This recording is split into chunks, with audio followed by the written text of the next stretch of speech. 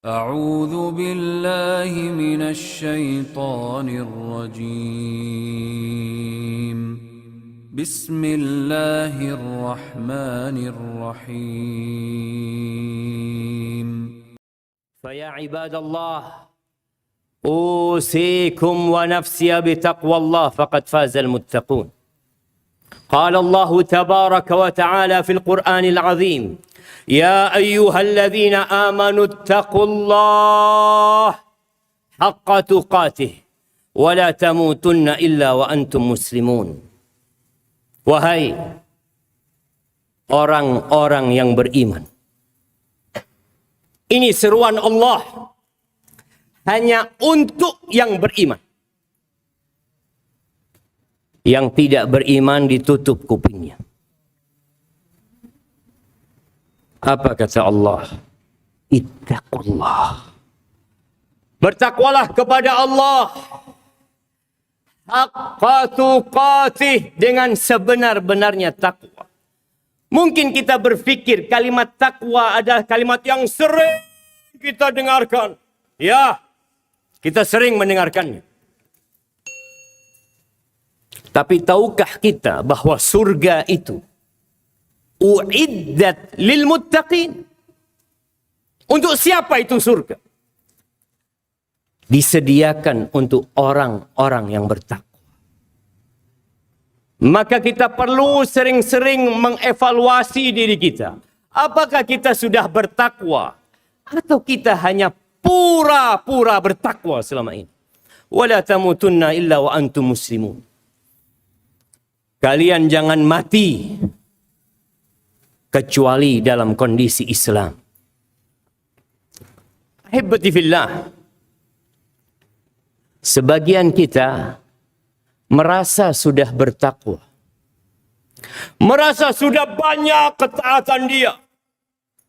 Dia memakmurkan masjid, dia mungkin imam, dia mungkin ustadz, mungkin banyak sedekah dia, mungkin rajin dia membaca Al-Quranul Karim.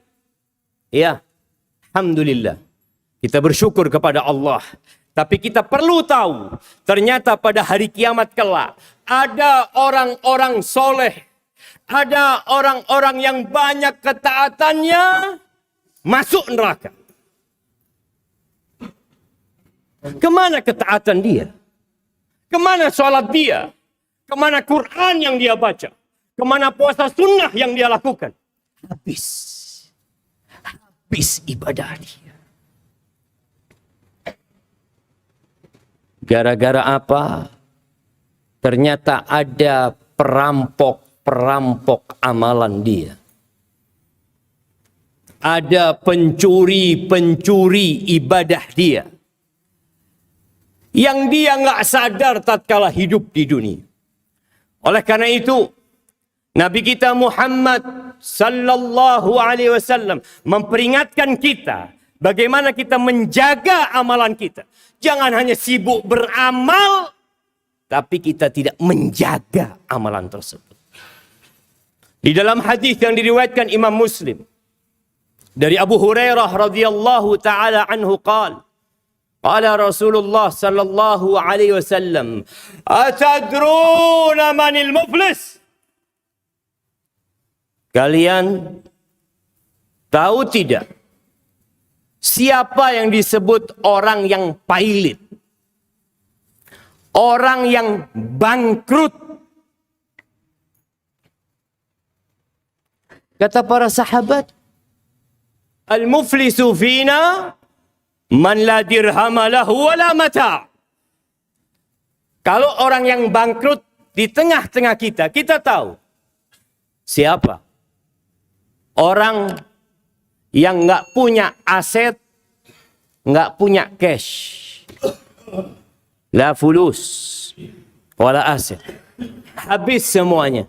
Itu orang yang bangkrut. Nah, itu di dunia.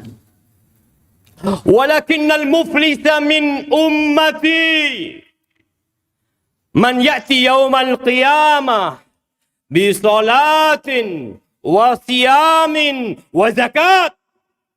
Adapun orang yang bangkrut dari kalangan umatku adalah orang yang kelak datang pada hari kiamat. Dia datang membawa pahala solat. Berarti dia solatnya ikhlas lillahi ta'ala. Ada pahalanya. Bukan riak solatnya dia. Ikhlas. Sesuai dengan tuntunan Rasul SAW. Dia bawa pahala puasa. Berarti puasanya ikhlas lillahi ta'ala. Dia datang dengan pahala zakat. Menunjukkan ibadah dia berpahala. Namun, orang ini bangkrut. Gara-gara ya'ti wa qad syatama hadha. Wa qadhafa hadha. Wa akhadha mala hadha. Wa daraba hadha. Wa safaqa dama hadha. فَيُؤْتَى هَذَا مِنْ حَسَنَاتِهِ وَهَذَا مِنْ حَسَنَاتِهِ فَإِنْ فَنِيَتْ حَسَنَاتُهُ قَبْلَ أَنْ يُقْضَى عَلَيْهِ أُخِذَ مِنْ سَيِّئَاتِهِمْ ثُمَّ طُرِحَ عَلَيْهِ ثُمَّ طُرِحَ فِي النَّارِ. Dia datang bawa pahala yang banyak. Orang soleh ini, orang baik. Mungkin di mata kita orang ini Masya Allah, alim, ahli ibadah. Tapi ternyata lisannya tidak dijaga. Suka memaki orang. Menggunjingi orang. Menjelek-jelekan orang. Dan juga menuduh orang. Dengan berzina, menfitnah orang. Wa akhadha mala hadha. Dia ngambil uangnya fulan. Baik itu dengan mencuri. Atau dengan berhutang yang tidak membayar. Oh, dia juga pernah mungkin mengucurkan darahnya orang. Memukul orang. Semuanya orang-orang yang pernah dia zalimi akan datang kepada Allah pada hari kiamat. Dia menuntut kepada fulan. Ini fulan ya Allah. Dia punya banyak pahala. Maka Allah ambil pahala solatnya diberikan kepada fulan. Diberikan kepada fulan. Habis pahala solatnya.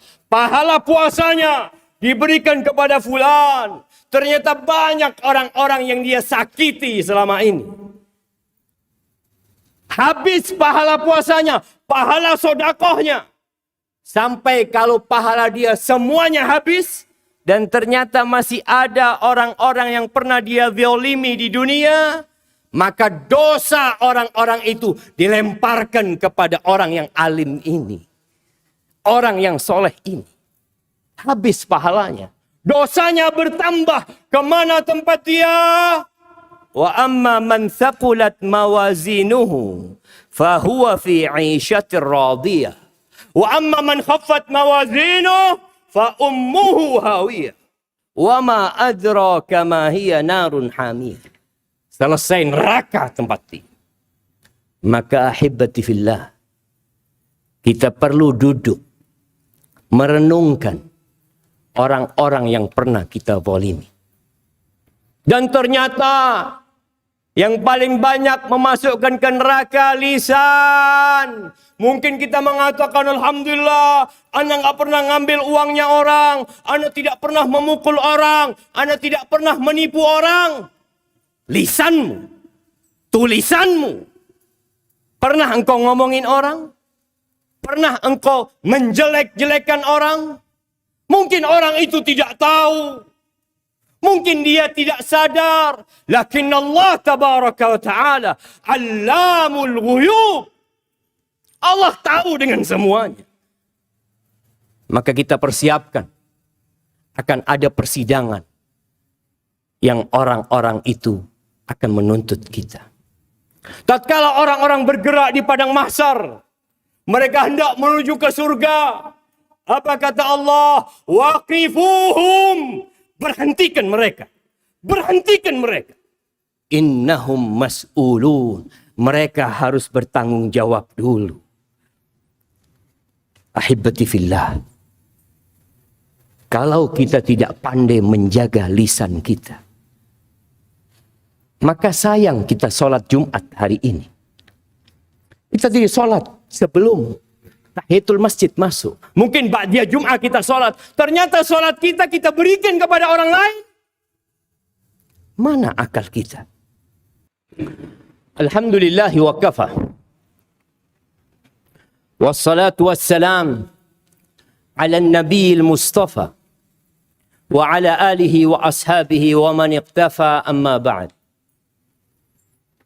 Ahibati fillah.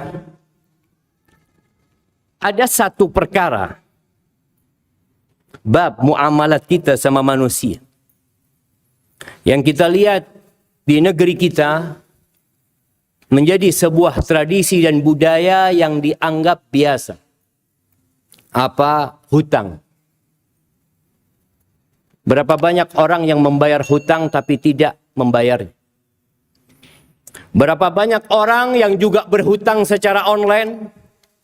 Karena dia berpikir, dia dapat uang, dia dapat menggunakannya, walaupun di situ ada lintah darat, ada riba, dia tetap melakukannya. Ahibati fillah. Nasihat ana, buat diri ana dan antum semua yang hadir di tempat sini. Jangan mati meninggalkan utang. Rasulullah Shallallahu Alaihi Wasallam pernah duduk bersama para sahabat. Lalu beliau meletakkan tangan di keningnya mengatakan, "Madza anzalallahu minat tasydid?" Madza anzalallahu minat tasydid? Apa nih hukuman yang berat yang Allah turunkan, apa? Para sahabat nggak ada yang berani bertanya. Keesokan harinya ada yang bertanya kepada Nabi SAW, "Ya Rasulullah, apa hukuman berat yang Allah turunkan?" Kata beliau SAW, "Lau anna ar-rajula qatala fi sabilillah, thumma qutila, thumma uhyiya, thumma qatala fi sabilillah, thumma qutila, thumma uhyiya, thumma qatala fi sabilillah, thumma qutila." Kalau ada orang yang berjihad di jalan Allah, berperang, mati syahid. Bayangin, kita tahu pahala orang yang mati syahid. Diampuni dengan awal tetesan darah dia. Kemudian orang ini dihidupkan kembali. Lalu dia berjuang kembali. Tewas lagi di jalan Allah. Kemudian dihidupkan kembali. Berjuang kembali. Dan tewas di jalan Allah. Wa alaihi dain. Dan dia punya utang. Nggak diampuni dosanya. Orang yang mati syahid, 3 kali mati syahid, punya utang, nggak diampuni dosanya. Sedangkan kita menganggap utang itu hal yang remeh. Rasulullah Sallallahu Alaihi Wasallam di dalam doanya, beliau sering mengatakan, "Allahumma inni a'udzubika minal ma'thami wal maghram." Ya Allah, aku berlindung kepadamu dari dosa dan hutang. Beliau berlindung dari hutang. Sedangkan kita bermudah-mudahan berhutang.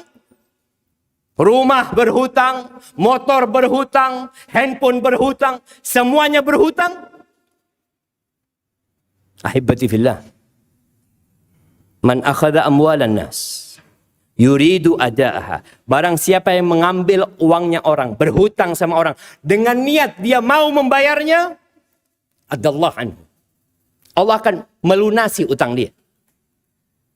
Tapi ada orang yang mengambil uangnya orang, berhutang sama orang, dalam hatinya nggak kepingin dia bayar. Apa yang akan terjadi dengan orang ini? Atlafahullah. Allah akan hancurkan orang ini bersama harta. Maka apabila memang harus berhutang, berhutanglah untuk kebutuhan primer kita. Kebutuhan pokok kita. Dan niatkan untuk membayar. Dengan harapan Allah yang melunasi hutang-hutang kita. Yang terakhir, ahibati fillah. Kita masih banyak melihat jamaah hadir setelah khutbah kedua. Hadir setelah khatib naik mimbar. Kenapa jemaah? Apakah begitu sibuknya diri kita sampai panggilan Allah Azza wa Jalla, hayya 'alas salat, hayya 'alas salat, tidak kita gubris? Kita lebih mementingkan pekerjaan kita sejumat sekali aja. Kenapa kita? Itulah manusia. Kata Allah, bal tu'thirun al-hayatad dunya. Kalian lebih mementingkan kehidupan dunia. Mau dibawa mana ke dunia kita? Wal akhiratu khairu wa abqa. Ahibati fillah. Ada satu surat dalam Al-Quran yang mungkin luput dari bacaan kita. Surat itu namanya surat Al-Jumu'ah. Surat tentang Jumat. Baca surat itu. Supaya kita tahu dengan aturan kita sebagai hamba Allah ketika hadir Jumatan. Ahibati fillah, hari ini harinya bersolawat kepada Nabi alaihi salatu wassalam. Perbanyak solawat kepada Nabi.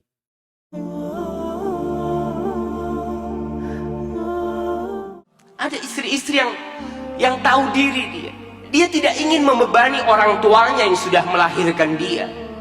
Dia tidak ingin orang tuanya juga sedih dengan kesedihan dia. Cukup sudah ibunya merawat dia. Cukup sudah orang tuanya lelah mencarikan suami buat dia. Cukup sudah.